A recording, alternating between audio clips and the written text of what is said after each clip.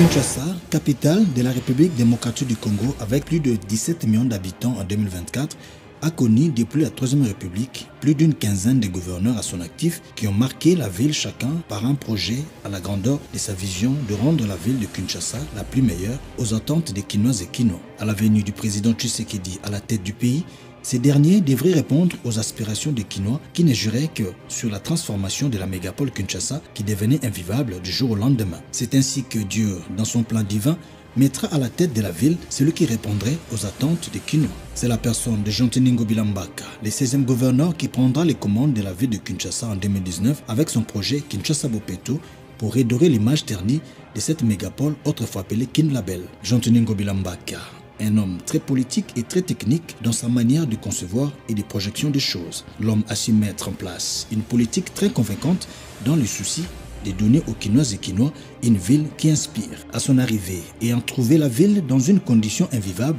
sans infrastructure adéquate, le sénateur Ngobila, alors gouverneur à son temps, a apporté un projet ambitieux, celui de la construction du grand marché de Kinshasa, communément appelé Zando. Un projet qui a réveillé tous les démons qui dormaient et a attiré la foudre sur les porteurs de cette vision dans les camps de ces détracteurs politiques qui ont mobilisé la presse ainsi que les vendeuses et vendeurs pour vilipender la personne de Ngobila et de sa famille, femmes et enfants. Son plus grand péché était celui de la construction d'un nouveau marché aux Kinoises et Kinois, un marché construit depuis plus de 3 décennies, vétuste et nauséabonde sans que personne n'y voie. Combattu mais jamais abattu, ni reculant devant qui que ce soit comme un lion, Jean-Denis Ngobila va alors soumettre ce projet à l'avis favorable, mais ses détracteurs vont trouver les moyens de les contrecarrer, mais sans succès. La tension montait comme la poudre au feu jusqu'à ce que le gouverneur Ngobila va ordonner la fermeture du grand marché Zando pour sa construction. Chose qui a poussé le chef de l'État, Félix Tshisekedi, à arriver sur les lieux après la grogne que cette fermeture avait causée dans le chef des vendeuses et vendeurs. Le président de la République va donc donner son avis favorable à l'idée du gouverneur Ngobila de construire un nouveau marché au standard international à la grandeur de la mégapole Kinshasa. Alors, idée, Oyo, il y a gouverneur, il y a Kokanga, il y a Kobuka, Kosala Zando Asika, pour idée malam. Après les processus de préparation, de passation de marché et d'appel d'offres, c'est la société Sogema qui sera retenue pour l'exécution de ce chef-d'œuvre. Un programme détaillé, technique et fonctionnel était mis en place avec les partenaires après plusieurs réunions avec le ministère de l'Intérieur et de l'Environnement. Comme pour dire, la construction du grand marché Zando est un projet transversal, un projet conçu d'une vision, un rêve devenu réalité, malgré les mauvaises langues de ceux qui, à longueur de journée, ne cessaient de maudire et le projet et son initiateur. Le seul péché de Ngobila était celui de donner aux Kinoises et Kinois un lieu approprié et idéal au cœur de la capitale Kinshasa et de l'Afrique, un marché moderne digne de son nom.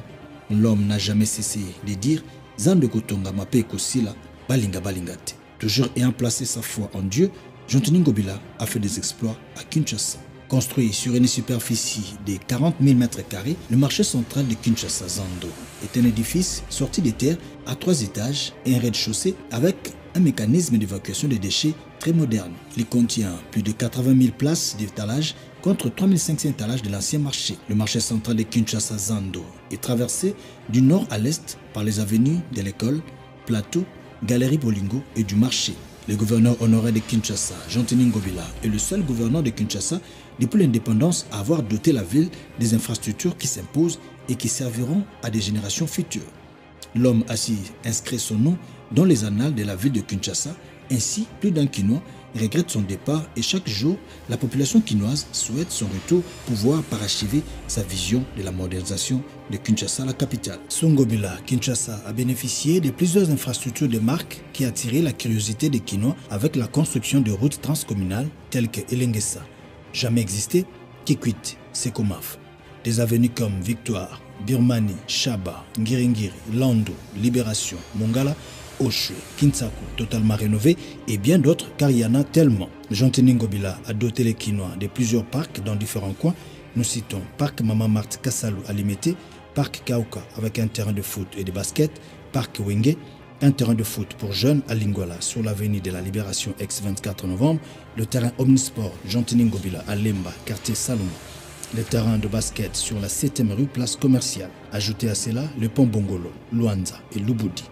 Ngobila Mbaka laisse aux Kinois la grande roue qui sert de référence pour la ville à hauteur de 60 mètres de diamètre. Le providentiel Jean-Tini Ngobila a à son temps fait bénéficier aux Kinois la magie de Noël qui embellit les artères et la place de la gare qui drainait un monde fou. Ces initiatives signées Jean-Tini Ngobila résonnent dans la mémoire des Kinois habitués à voir et vivre de bons moments comme sous d'autres cieux. Jean-Tini Ngobila a innové et transformé Kinshasa qu'aucun gouverneur avant lui, depuis l'indépendance, n'a su réaliser. Ngobila Mbaka a placé la barre très haut de par ses réalisations qu'on ne saurait effacer. L'homme reste et demeure l'unité des mesures.